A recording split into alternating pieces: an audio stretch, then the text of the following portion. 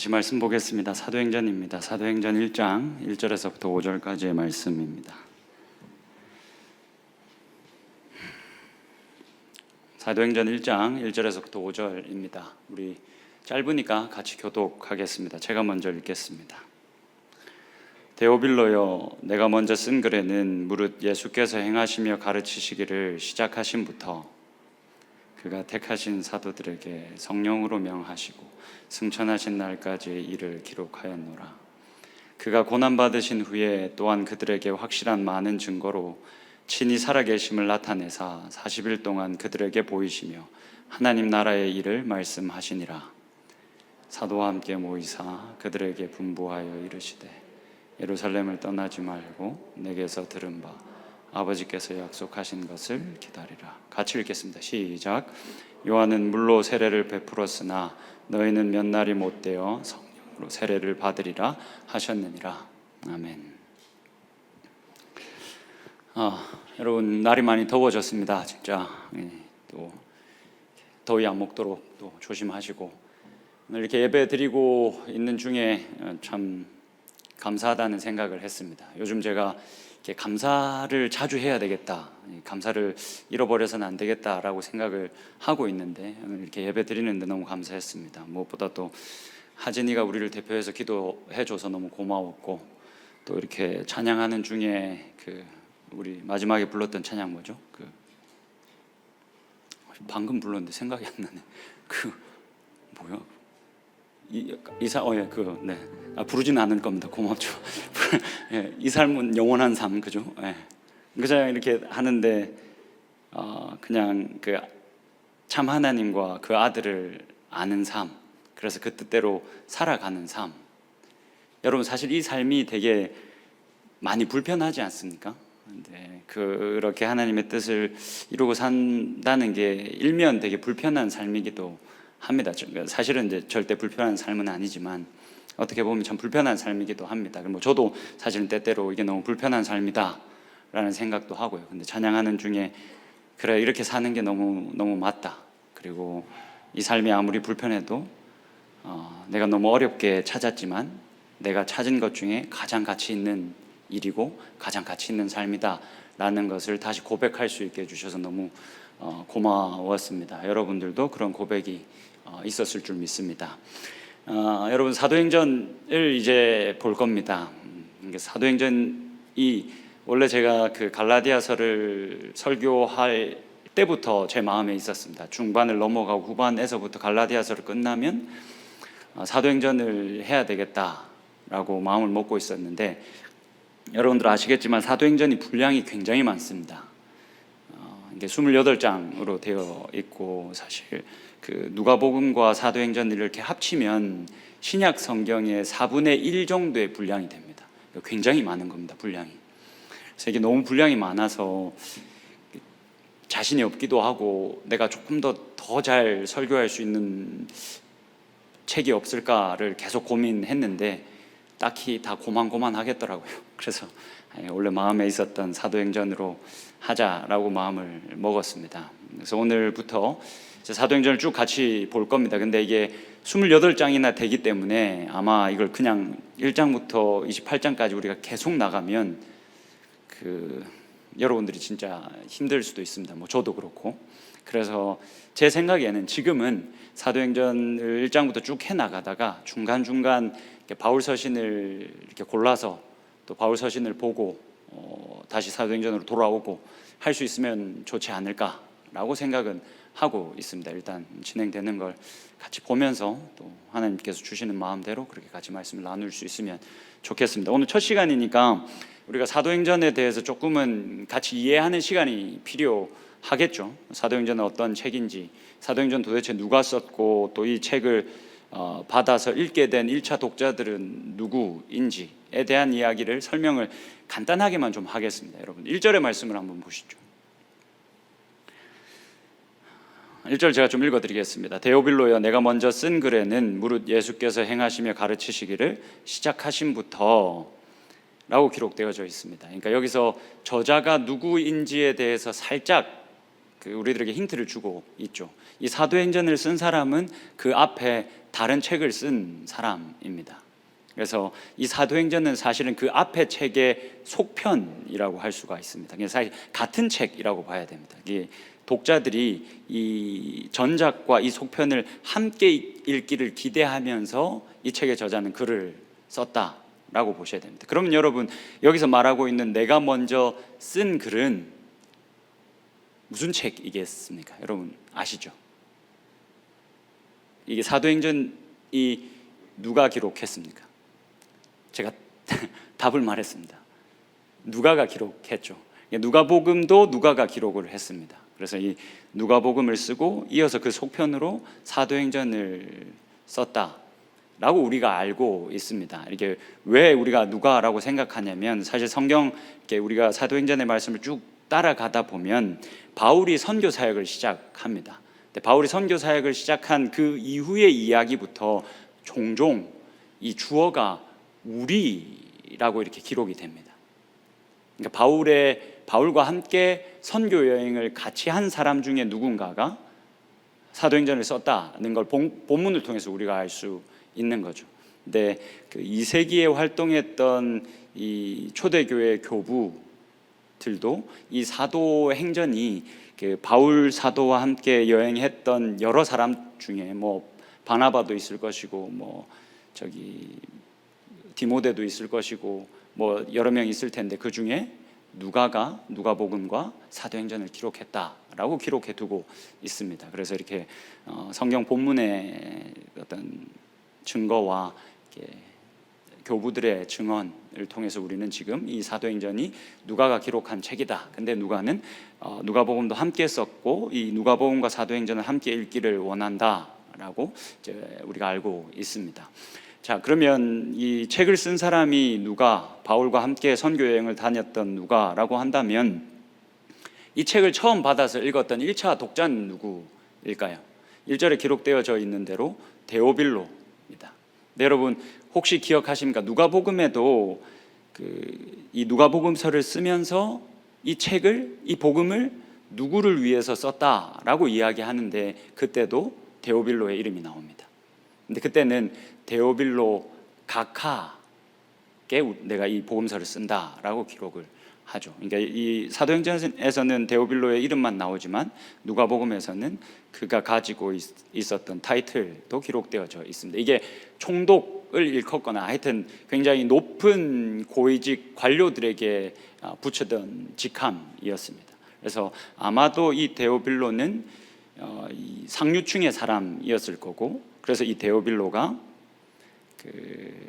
누가의 이 선교 사역을 후원했을 것이다 라고 학자들은 추측합니다. 근데 일부의 학자들은 아마도 이 데오빌로가 실제 인물이 아니었을 것이다 라고 주장하기도 합니다.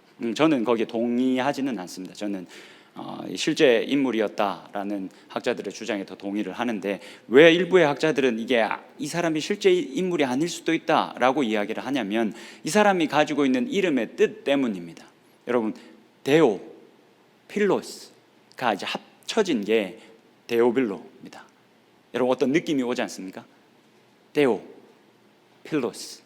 그러니까 데오는 하나님이라는 뜻이죠. 신을 의미합니다. 필로스는 뭡니까?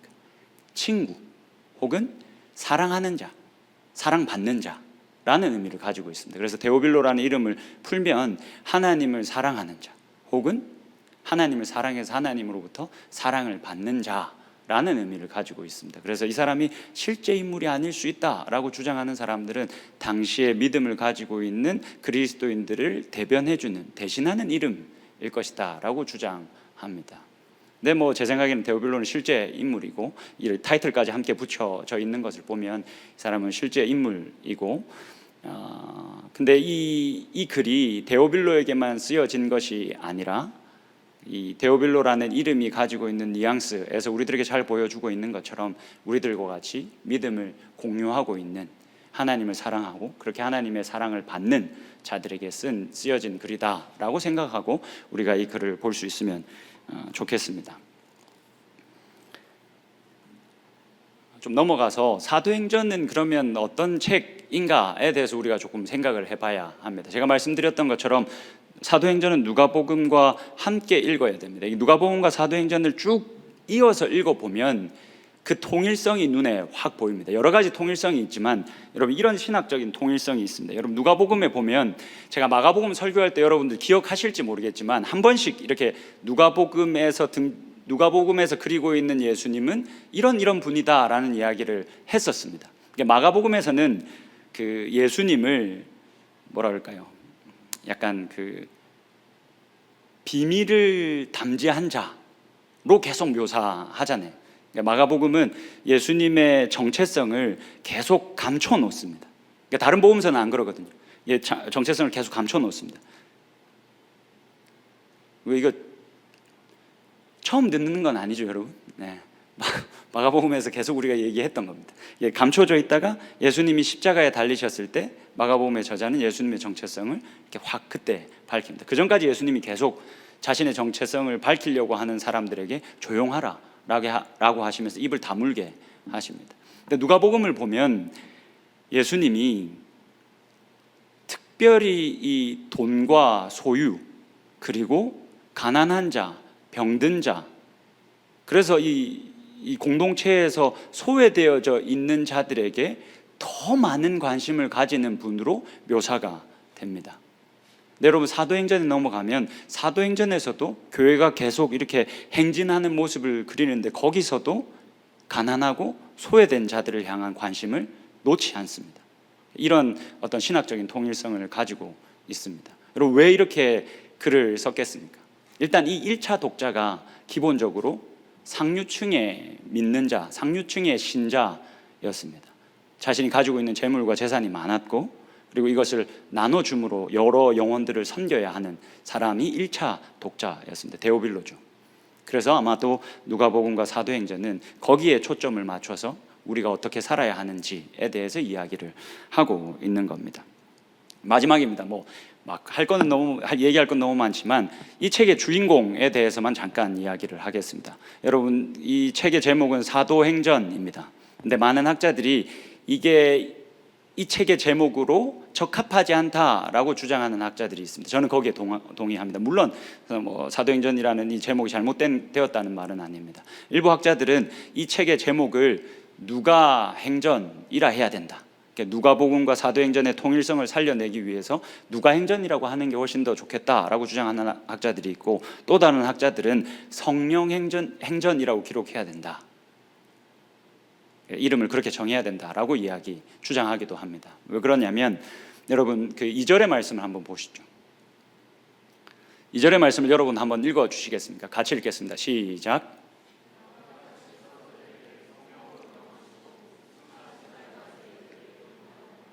자, 2절을 보시면 그가 택하신 사도들에게 성령으로 명하셨다라고 기록하고 있습니다. 사실 여러분이 이렇게 번역되어져 있는 개역개정으로만 보면 지금 그가 사도들을 택하셨다라는 이 표현이 그리 강조되어져 있는 것 같이 보이지 않지만, 원문을 보면 유독 이 하나님께서 이 사도들을, 예수님께서 이 사도들을 택하셨다라는 이 문장이 아주 강조되어져 있습니다. 쓸데없이 수식이 많이 되어져 있다는 말입니다. 강조하고 싶어서 그런 거죠.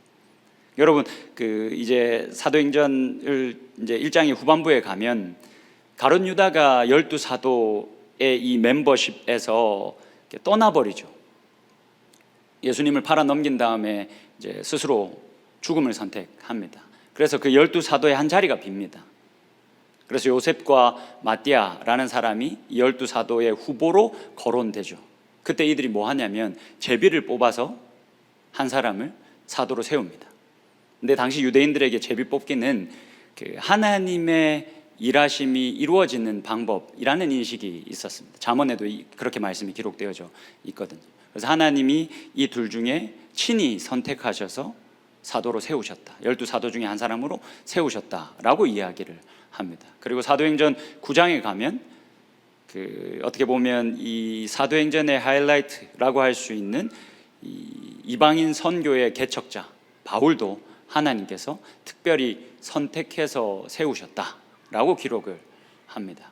그래서 이 사도행전의 저자는 이 사도행전을 보면 사실 전반부는 베드로 중심으로, 후반부는 바울 사도 중심으로 이렇게 사도와 교회가 얼마나 많은 일들을 이뤄냈는지에 대해서 아주 길고 아름답게 기록을 합니다. 근데 그 중에서 이 저자는 계속해서 그 배후에 하나님이 계셨다, 하나님이 선택해서 세우셔서 성령으로 하여금 이 복음이 계속해서 전진하게 하셨다라는 이야기를 하고 있습니다. 그래서 우리가 사도행전을 쭉 이제 살펴볼 텐데 이 사도들이 그 메인 캐릭터처럼 등장할 겁니다. 그러나 그 뒤에 하나님이 계시다, 하나님께서 이 하나님 나라의 확장을 친히 이루셨다라는 것을 우리가 늘 기억하면서 말씀을 볼 수 있어야 하겠고, 또 사도행전을 볼 때는 꼭 누가복음이 참고가 되어야 합니다. 누가복음을 볼 때는 사도행전이 참고가 되어야 되고, 그래서 앞으로 우리가 사도행전을 보면서 하나님을 중심으로 누가복음을 참고해 가면서 같이 사도행전을 좀 볼 수 있으면 좋겠습니다. 자, 이제 오늘 본문으로 들어가서 같이 말씀을 좀 보겠습니다. 3절과 4절과 5절만 우리가 좀 보겠습니다.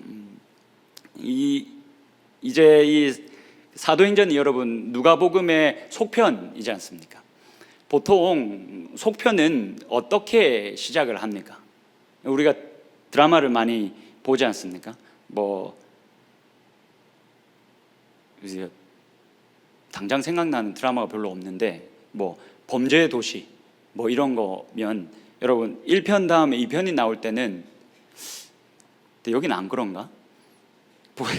보통 생각나는 게 별로 없네. 근데 보통 여러분 전작과 이 후속편이 이렇게 나오면, 속편이 나오면 그 속편이 나올 때는 앞에 전작을 요약해 주지 않습니까? 그죠? 요약해 주지 않으면 전작의 내용을 리마인드 할 수가 없으니까. 그래서 그 내용을 리마인드 하라고 이제 속편은 이렇게 짤막한 이 전작의 그 요약을 우리들에게 건네줍니다. 오늘 우리가 보고 있는 이 본문은 그 사도행전의 서문인데, 이 서문은 누가복음의 마지막 이야기를 요약해서 우리들에게 들려줍니다. 여러분, 누가복음 24장이 이제 마지막인데, 이 누가복음에서 마지막 이야기는 어떤 이야기로 채워져 있습니까? 예수 그리스도가 죽으시고 사흘 만에 부활하신 다음에 제자들에게 나타나십니다. 제자들에게 나타나셔서 이들을 다시 가르치시고 다시 여러 가지들을 이루시고, 그 다음에 뭐 하십니까? 하늘로 올라가십니다. 그 이야기가 이제 누가복음 24장에 기록되어져 있는데, 그 이야기를 속편인 사도행전이 오늘 이렇게 요약을 쫙 해줍니다. 3절의 말씀을 같이 한번 봅시다. 누가복음 24장에 대한 요약입니다. 그가 고난받으신 후에 또한 그들에게 확실한 많은 증거로 친히 살아계심을 나타내사 40일 동안 그들에게 보이시며 하나님 나라의 일을 말씀하시니라. 여러분, 예수님이 이제 부활하셨습니다. 그리고는 이제 하나님의 우편으로 오르기까지 딱 40일이 남아 있습니다. 여러분, 마지막 이 땅에서의 40일이 남아 있다면 여러분들 뭐 하시겠습니까? 제가 이 말씀을 준비하면서 나는 뭘 할까? 나에게 마지막 40일이 남아 있으면 난 도대체 무엇을 위해서 시간을 쓸까를 생각해 봤더니 딱히 할 게 생각이 안 나더라고요. 그러니까 제가 여러분 남자분들은 이런 생각들 한 번씩 다 해봤지 않습니까? 군대 가기 전에 마치 세상이 멸망하는 것처럼 내가 군대 가기 전 이 한 달을 도대체 어떻게 써야 될까? 이런 고민들 많이 하지 않습니까? 나만 했습니까? 저도 했었습니다. 그래서 그때 마지막 그 시간을 잘 써야 되겠다 싶어가지고 잘 쓰려면 돈이 필요하니까 노가다도 하고 공장에 가서 일도 하고 그래서 돈을 벌었습니다. 친구랑 같이 해서 이렇게 돈을 벌었습니다. 돈을 이제 딱 가지고 있었는데, 이제 시간은 이제 한 달 정도 이렇게 주어졌는데 딱히 하고 싶은 게 별로 없더라고요. 인생을 참 재미없게 살았다 싶은 생각이 들었습니다. 그래가지고 제가 뭐 했는지 아십니까, 여러분? 그 돈을, 그때 저희 교회가 건축 때문에 힘들었거든요. 그 번 돈을 할 게 별로 없어서 그냥 다 헌금하고 군에 가버렸습니다. 이 정도는 해야 여러분 목사를 합니다. 근데 여러분, 제가 딱 이거는 여러분 이런 거는 막 혹해서 들으시면 안 됩니다. 제가 드렸지 않습니까? 제가 군에서, 여러분 제가 군 생활할 때만 해도 이 쓸데없는 소리를 왜 이렇게 오래 하지? 미안합니다. 한 3만 원, 병장 월급이 막 3만 원, 2만 원 막 이럴 때입니다. 그때 뭐 위험한 훈련 나가면 한 번씩 10만 원씩 받고 막 이럴 때입니다. 근데 제가 그 드린 돈의 10배를 군에서 벌었습니다. 진짜 신기하죠? 근데 여러분 이런 거에는 혹하면 안 됩니다. 혹하면 안 되는데, 뭐 나는 이렇게 내가 드렸으니까 10배를 벌게 하셨다라고 생각하지 않습니다. 근데 그 10배를 받은 돈도 저는 10원 한 전 내가 쓰지를 못했습니다. 내가 원하는 대로 쓰지는 못했습니다. 근데 그냥 그렇게 드릴 수 있었다는 것, 그래서 하나님께서 더 주셔서 더 드릴 수 있었다는 것이 더 감사했습니다. 여하튼 여러분, 이 마지막으로 우리들에게 남아져 있는 이 시간을 사용한다는 건 너무나도 중요한 일이지 않습니까? 예수님에게 40일이 남아 있었습니다. 예수님이 뭐 하셨겠습니까? 하나님의 나라를 다시 노래하셨습니다. 자신을 부인하고 자신을 배반하고 그렇게 완전히 실패해버린 이 제자들을 불러다가 다시 하나님의 나라를 가르치셨습니다. 그러니 여러분, 이 마지막 40일에 예수님이 뭐 하셨냐? 하나님 나라 이야기하셨습니다. 그러니까 이 성경에서 하나님 나라라는 이 주제는 너무너무 중요한 주제이지 않겠습니까? 예수님이 마지막으로 선택한 주제 이야기가 하나님 나라였습니다. 그러니 이 성경에서 하나님의 나라라는 이 주제는 너무너무 중요한 주제이지 않겠습니까? 여러분, 이게 사도행전의 전체 주제이기도 합니다.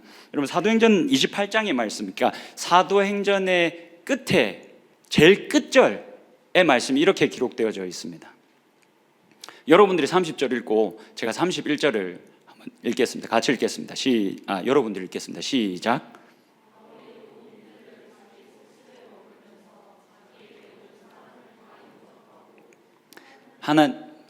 여러분들 읽으셔도 되는데, 하나님의 나라를 전파하며 주 예수 그리스도의 관한 모든 것을 담대하게 거침없이 가르치더라. 여러분, 바울이 열심히 복음을 전하다가 이제는 쉽게 말해서 가택연금 상태가 돼버린 겁니다. 손발이 다 묶인 상태가 돼버렸습니다. 근데 그렇게 손발이 다 묶여 있을 때도 사도 바울은 하나님의 나라에 대해서 담대하고 거침없이 계속해서 전했다라고 기록합니다. 이게 좀 감동적이지 않습니까? 제가 이거를 이렇게 타이핑하면서 너무 감동적이었습니다.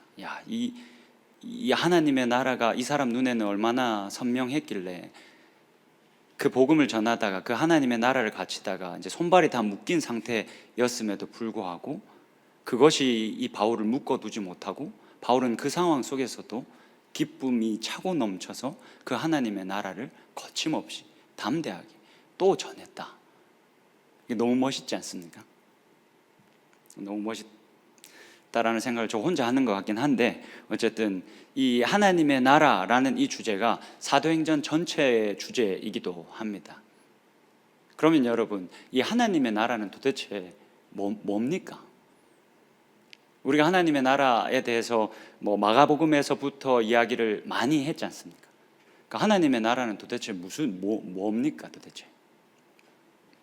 사실 하나님의 나라에 대해서 이야기하려면 이게 사실 범주가 굉장히 넓습니다. 왜 여러분, 이게 성경에 있는 여러 신학적 주제들이 이렇게 하나로 딱 이렇게 설명하기에 어렵냐면, 각 책에서 구원에 대해서 혹은 하나님의 나라에 대해서 이런 신학적 주제를 이야기할 때 여러 면으로 이야기를 하기 때문에 그렇습니다. 그러니까 하나님의 나라도 그렇죠. 근데 이 사도행전으로만 좀 이렇게 가둬서 하나님의 나라를 좀 정의해 보면, 여러분, 하나님의 나라는 쉽게 말하면 하나님께서 다스리시는 나라입니다. 그걸 우리가 하나님의 나라라고 부르는 거죠. 하나님이 다스리시는 나라. 그러면 여러분, 하나님이 다스리시는 나라는 도대체 어떤 나라입니까?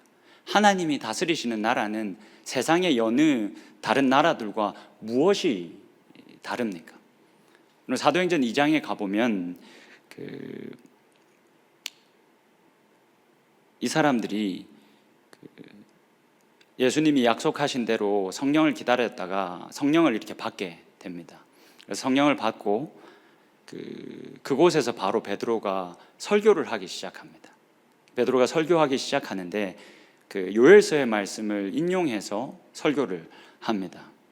그 속에서 우리는 하나님이 다스리시는 나라는 이런 것이구나라는 것을 엿볼 수 있습니다. 여러분, 제가 이 요엘서의 말씀을 자주 인용을 했는데 제가 읽어드릴 테니까 하나님의 나라가 어떤 나라인지 한번 여러분들이 유추해 보시면 좋겠습니다. 17절부터 제가 읽어드릴게요. 하나님이 말씀하시기를 말세에 내가 내 영을 모든 육체에 부어주리니 너희의 자녀들은 예언할 것이요 너희의 젊은이들은 환상을 보고 너희의 늙은이들은 꿈을 꾸리라. 그때에 내가 내 영을 내 남종과 여종들에게 부어주리니 그들이 예언할 것이다. 여러분 잘 보십시오. 요엘 선지자가 예언할 때 마지막 때 종말, 그러니까 세상이 끝나고 하나님의 나라가 시작되는 그 종말의 마지막 때에 그 하나님의 나라의 시작을 인준하기 위해서 성령이 부어질 것이다. 근데 이 성령이 이 사람들에게 부어질 것이다. 심지어 남종과 여종들에게 부어질 것이다 라고 이야기를 합니다. 여러분, 그 구약 시대 때 성령이 이따금씩 사람들에게 부어집니다. 근데 누구에게 부어졌는지 혹시 여러분 기억하십니까? 특별한 사람들에게만 부어졌습니다. 왕이나 제사장이나 이런 사람들에게만 부어졌습니다. 근데 하나님의 나라가 시작이 되면 누구에게 부어진다라고 말합니다. 자녀들에게, 어린아이들에게, 그리고 늙은이들에게. 이 늙은이들이라는 표현은 좀 너무 안 좋네요. 어르신들에게, 그리고 종들에게 내가 차별 없이 부어줄 거다. 차등 없이 내가 다 부어줄 거다라고 요엘 선지자가 예언했고, 베드로가 그 교회가 시작되어지는 그 시점에 이 말씀을 가지고 와서 이 말씀을 토대로 설교합니다. 여러분, 다음에 글을 한번 같이 보시죠. 제가 좀 읽어드리겠습니다. 그렇지만 하나님의 영은 우리가 익숙하게 생각했던 사회 질서나 쉽게 용인했던 현실을 새롭게 인식하고 완전히 새로운 사회를 꿈꿀 수 있는 상상력을 불어넣어준다. 미하엘 벨커의 표현대로 성령의 부어짐으로 인해 일상화된 차별과 불이익에 대한 민감성이 증가되고 서로를 위하여 하나님이 의도한 현실을 인식하게 된다. 여러분, 사실 그 당시에는 성령은 마땅히 특별한 존재들, 왕이나 하나님께서 특별히 선택하신 제사장들에게만 부어져야 돼라고 생각을 하고 있었습니다. 그러니까 이게 여러분 너무 자연스러운 일이었습니다. 이거에 대해서 누구도 불만을 터뜨릴 이유가 하등에 없었습니다. 근데 새로운 시대가 시작이 됐는데 그 일상화된 차별과 불이익에 대해서 성령이 부어짐으로 말미암아 민감성이 증가하게 되는 겁니다. 그래서 모든 사람을 차별 없이 대하고 모든 사람을 차등 없이 환대하고, 그래서 그러므로 우리가 원래 가지고 있어야 했던 것으로 계획되었던 그 하나님이 기대하셨던 인간성이 회복되게 되었다라고 이야기를 하고 있는 겁니다. 이어서 4절과 5절의 말씀을 좀 같이 보겠습니다. 4절과 5절의 말씀을 4절을 여러분들이 읽고 제가 5절을 읽겠습니다. 같이 읽겠습니다. 시작.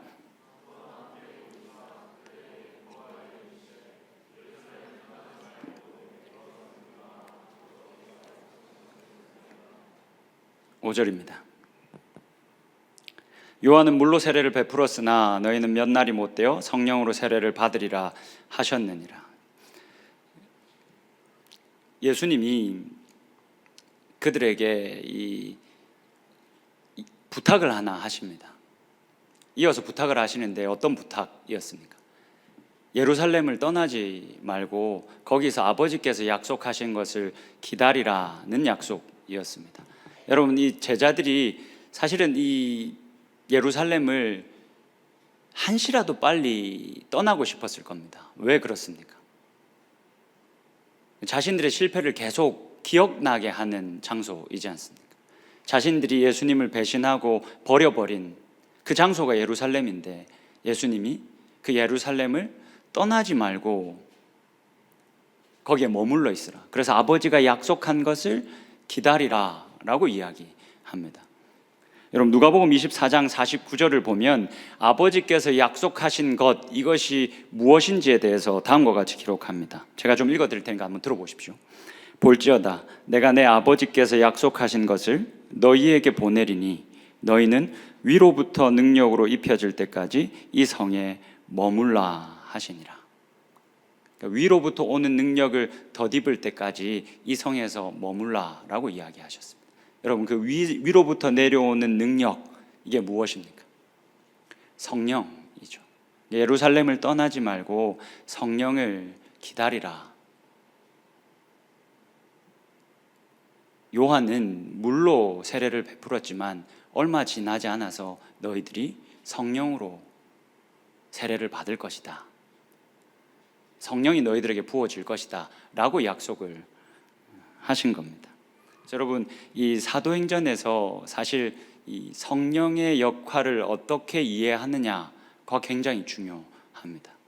사도행전에서는 성령을 어떻게 묘사하는가, 성령이 어떠한 영으로 존재하는가에 대해서 이해하는 게 굉장히 중요한데 다음에 글을 한번 같이 보겠습니다.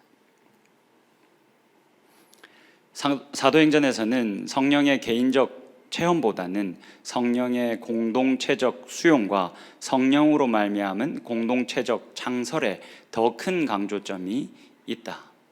그러니까 이 사도행전에서 성령을 묘사할 때 이 성령이 어떤 개인들에게 찾아가서 이 개인들이 어떤 것을 경험하게 하는 역할을 하는 존재가 아니라 공동체를 시작하게 하는 것. 또 다른 말로 하면 교회가 태동되게 하는 역할을 성령이 하는 겁니다. 그래서 여러분 이 예수님이 여기에 머물러 있으라라고 약속하신 뒤에 한 10일이 지난 다음에 이 사람들이 실제로 예루살렘에 모여 있었습니다. 그 예루살렘에서 이들이 모여서 성령이 임하기를 기대하면서 기도하는 중에 실제로 성령이 임했습니다. 그 다음 그 성령이 임한 것 때문에 어떤 일이 일어났습니까? 교회가 시작됐습니다. 초대교회 사람들이 모여서 교회를 이루고 그곳에서 계속해서 하나님의 말씀을 나누고 그러면서 믿는 사람들의 수가 더해졌다라는 기록이 이제 이 1장 이후에 사도행전에 계속 기록됩니다. 그러면 여러분 이 성령이 교회를 태동하게 하는 역할을 했다, 성령이 교회를 낳았다라는 것은 여러분 무슨 의미일까요? 오늘 설교에서 제일 중요한 부분입니다. 성령이 교회를 시작하게 했습니다. 여러분 이 말이 무슨 말입니까? 이 질문에 대해서 우리가 답을 하려면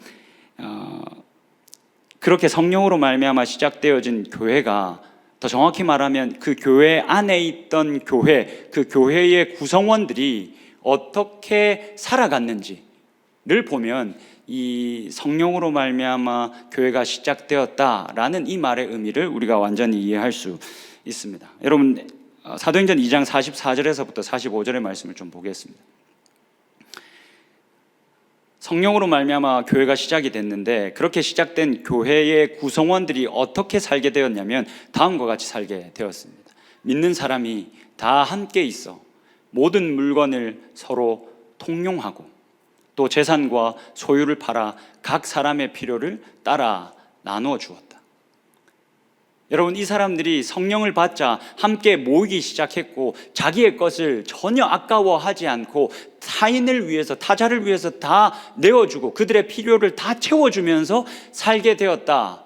이게 교회의 시작이었다라고 사도행전은 기록하고 있습니다. 그러면 여러분 그 전에는 어떠했다는 말입니까? 그 전에는 그렇지 않았다라는 말이었겠죠. 사람들이 삐뚤어진 이 자기 중심적 어떤 자기애에 빠져서 어쨌든 내 재산, 내 소유 더 모으고 더 얻고 그래서 더 높아지고 그렇게만 살았는데 성령이 그들에게 임해서 교회가 탄생했는데, 쉽게 말하면 새로운 인류가 시작해 되었는데, 그렇게 새롭게 시작된 인류가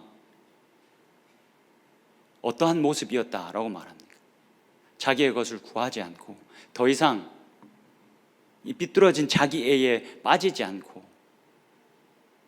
자신보다 남을 더 생각할 수 있는 그 여유가, 넉넉히 그들을 사랑할 수 있는 여유가 그들에게 생겨났다라고 이야기를 하고 있는 겁니다. 그럼 다음에 글을 한번 같이 보겠습니다. 제가 읽어 드릴 테니까 잘 한번 들어보십시오. 성령께서 창조하신 새로운 인류인 교회는 하나님과 세상을 화해케 하셨던 그분의 존재와 사역의 빛 아래서 이 땅 위에 현존하는 화해의 공동체로서 정체성과 사명을 지닌다. 교회는 하나님 나라를 선포하고 차별 없이 사람들을 그 나라로 환대하셨던 그리스도의 멋지고 아름다운 삶을 지금 여기서 창조적인 방식으로 보여주는 성도들의 교제이다. 여러분, 교회가, 새로운 인류가 이러한 모습이어야 한다는 겁니다. 여러분, 예수님이 2000년 전에 이 땅에 오셨습니다. 이 땅에 오셔서 하신 일이 무엇이었습니까? 인간성을 계속해서 회복하시는 일들을 하셨습니다. 공동체에서 소외된 자들에게 찾아가셔서, 세리와 죄인들에게, 가난하고 병든 자들에게 찾아가셔서 그 사람들의 손을 잡아주시고 그들의 친구가 되어 주셨습니다. 그러면서 그들의 인간성을 회복시켜 주셨죠. 하나님께서 지금 교회에게, 성령으로 말미암아 새롭게 시작되어진 새로운 인류에게 이러한 일을 맡기시고 계시다라는 겁니다. 여러분, 그래서 이 교회는 제가 누차 강조하지만 너무너무 중요합니다. 왜 중요합니까? 이 교회가 먼저 하나님의 나라가 되어야 하기 때문에 그렇습니다. 여러분, 그 척박한 땅에 오순절날 성령이 그 교회 가운데 임했습니다. 그래서 완전히 새로운 존재들이 완전히 새로운 방식으로 삶을 살기 시작했습니다. 그래서 여러분, 어떤 일이 일어났습니까? 이 사람들이 그 하나님의 나라를, 그 누구도 소외되지 않고 그 누구도 차별받지 않는 그 나라를 계속 실현하고 확장시켜 나갔습니다. 그 이야기를 하고 있는 것이 사도행전 이야기입니다. 예루살렘에서부터 온 유대에 이르기까지, 온 유대를 넘어서 사마리아에 이르기까지, 사마리아를 넘어서 땅끝까지 그 하나님의 나라가 편만히 실현되게 한 일을 새로운 인류, 교회가 했습니다. 그래서 여러분, 우리가 모이는 이 교회의 공동체는 결코 가볍지 않습니다. 우리가 이 교회 공동체를 하나님의 나라로 갖고 갈 수 있어야 합니다. 우리가 이 교회 공동체를 하나님의 나라로 갖고 갈 수 있으면 이 하나님의 나라가 이미 임했다라는 사실을 이곳에서 깊이 확인하고, 그리고 그렇게 확인하게 된 그 하나님의 나라가 내 삶의 전 지경에까지 확장되어지는 것을 우리가 경험하게 될 겁니다. 그러니 여러분, 이 공동체를 귀하게 여기셔야 합니다. 그냥 귀하게 여기는 게 아니라 이 교회 공동체를 하나님의 나라로 만들기 위해서 우리가 노력할 수 있어야 합니다. 이 이야기만 하고 마무리하겠습니다. 오늘 저희가 이제 이렇게 저녁에 모여서 이제 공을 같이 찹니다. 뭐 아시는 분들은 아시겠지만 사실 제가 공 차는 걸 진짜 좋아합니다. 제가 막 10년 전 청년부 사역할 때는 막 20대의 청년들을 모아다가 매번 새벽에 날마다 막 공을 차고 그랬습니다. 근데 그때는 막 뭔 자신감이었는지 골에 막 가르치고 막 그랬습니다. 요즘도 사실 이렇게 공 차는 게 제가 가지고 있는 세상의 유일한 낙입니다. 근데 여러분, 제가 사역의 연수가 더해지면서 어떤 생각을 했냐면, 내가 진짜 좋아하고 즐거워하는 이것을 절제해야 되겠다. 너무 과하게 내가 즐거워하고 좋아하는 것을 하면 안 되겠다라는 생각을 했습니다. 오늘 저녁에 내가 공차로 안 가겠다 이 말이 아닙니다, 여러분. 이런 걸 내가 자제해야 되겠다라는 생각을 어느 순간부터 했습니다. 왜 제가 이 생각을 했냐면, 이제는 그런 곳에서 즐거움을 찾는 것보다 지금 만나고 있는 사람들과 하나님의 나라를 이루어가는 게 너무너무 가치 있다. 이들과 하나님의 나라를 스치듯이라도 맛보며 살아가는 게 이전에 내가 쫓아 살았던, 그렇게 즐거워했던 그 어떤 것보다 이게 훨씬 더 가치 있다라는 걸 깨달았습니다. 그래서 이게 너무 귀중해서 제가 여러분 사실은 절제하는 겁니다. 사실 더 놀고 싶은데 절제하는 겁니다. 여러분 그 인도네시아 가는 분들은 아시겠지만, 인도네시아 우리 선교 이번에 가는데 그 선교사님이 그 센터에 이렇게 그 선교 센터가 있는데, 뭐 선교 센터가 아니라 아이들 이렇게 모아다가 한글 가르치시고 뭐 이렇게 하는 센터가 있는데, 거기에 여자애들밖에 없어서 남자애들을 더 많이 이제 끌어와야 되는데, 그 우리 선교 대원하고 이제 줌 미팅을 하는데 그렇게 얘기를 하시더라고요. 남자애들 중에 이렇게 공 잘 차고 공 차는 거 좋아하는 사람이 있으면 이 친구들이랑 좀 공을 차서 이 꼬마 아이들을 좀 센터에 오게 해달라고 이렇게 부탁을 하시더라고요. 제가 그 얘기 들으면서 막 심장이 뛰더라고요. 아니, 선교도 가는데 선교 가서 공도 찰 수 있다는 소리야? 라는 생각에 막 심장이 뛰어서 사실 제가 할 수 있습니다 라고 뛰어나갈 뻔했는데, 그때도 절제했습니다. 이러면 안 되지. 절제했습니다. 사실 여러분, 제가 최근에는 여러분들에게 참 고맙습니다. 제가 이전에 사역을 마무리하고 시간이 지나서 그 시간들을 돌아볼 때면 항상 너무 큰 후회가 남았었습니다. 내가 왜 이런 데 시간을 썼지? 내가 왜 이렇게 했지? 이런 후회가 진짜 많았습니다.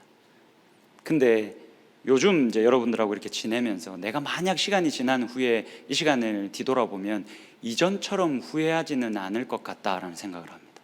그렇게 또 후회는 하겠죠. 그때 보이고 알게 된 것들이 더 있을 테니까 또 후회하게 되겠지만, 이전처럼 그렇게 후회는 안 할 것 같다라는 생각이 듭니다. 왜냐하면 뭔가 여러분들이 나와 함께 같은 하나님의 나라를, 우리 완벽하지 않지만 꿈꾸고 그 하나님의 나라를 같이 이루어보기 위해서 노력하고 있고, 그렇게 실제로 한 사람 한 사람이 아주 조금씩이지만 우리가 변하고 있다라는 게 눈에 보여서 사실 요즘은 여러분들에게 너무너무 고맙습니다.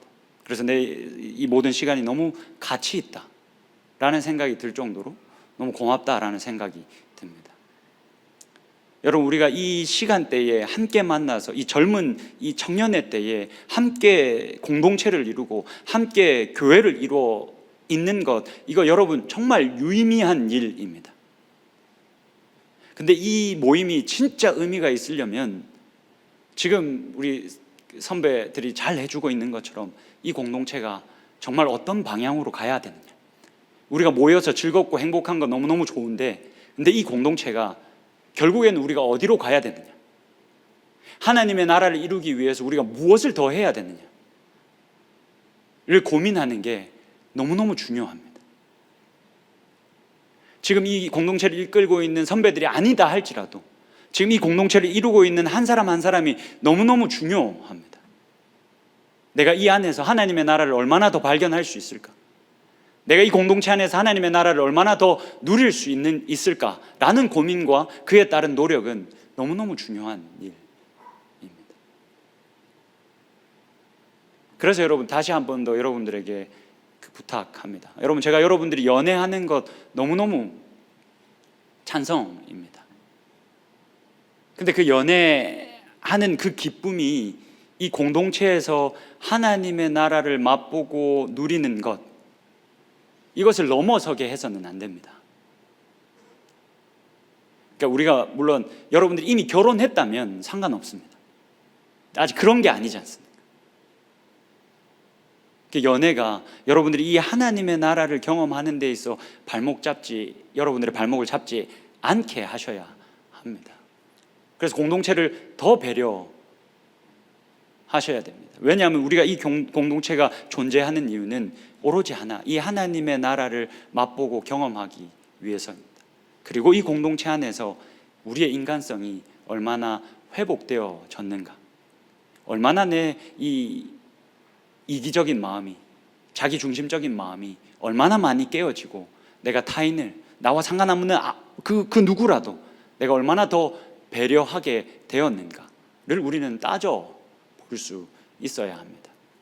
그렇게 우리가 이 공동체 안에서 하나님께서 우리들에게 회복하게 하신 그 인간성을 온전히 더 많이 회복해 나가고 아름다운 공동체를 만들어 가면서 여기서 하나님의 나라를 경험하고, 또 이 하나님의 나라를 예루살렘에서부터, 성전이 있었던 그 예루살렘에서부터 온 유대와 사마리아와 땅 끝까지 이르러 그 복음의 증인이 될 수 있는, 그 하나님 나라의 증인이 될 수 있는 저와 여러분이 될 수 있기를 주님의 이름으로 축복합니다.